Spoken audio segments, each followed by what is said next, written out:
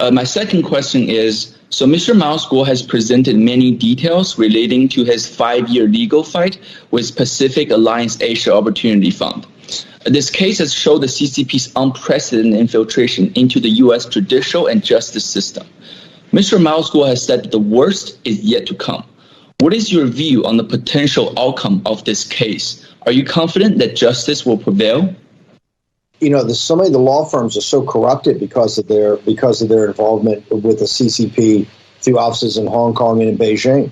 You know, so many of our law firms are compromised. I think a big part of the Department of Justice is compromised. This is why from the Higginbotham situation, the justice, you've really never seen any follow-up to it.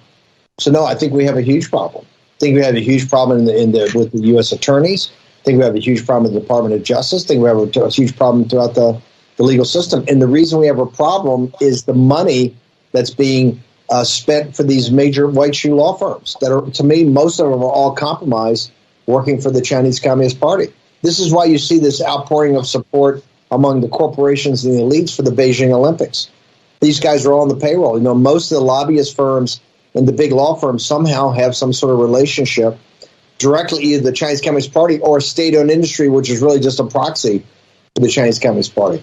So I think what amazes me about Miles is how many lawsuits he fights, of which even I say, Miles, I don't know why you're fighting that one. He fights and he wins. I mean, he's bound and determined he will not give up on any of this. This latest one, and you see where they had to change out the judge eventually, who's, I guess, been ruling against Miles every step of the way, even said they had to get rid of this lawyer because of being compromised. Now, the major law firms in this country are many of the major law firms are definitely compromised because of their financial relationships with globalist corporations that are in business with the Chinese Communist Party or directly with the Chinese Communist Party or with state-owned industries or companies that are heavily controlled by the Chinese Communist Party. These people are associated with.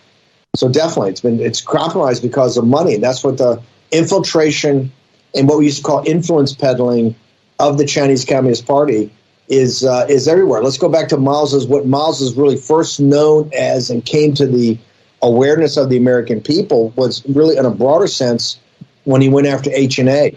And his interview was pulled on Voice of America, but he went after H&A.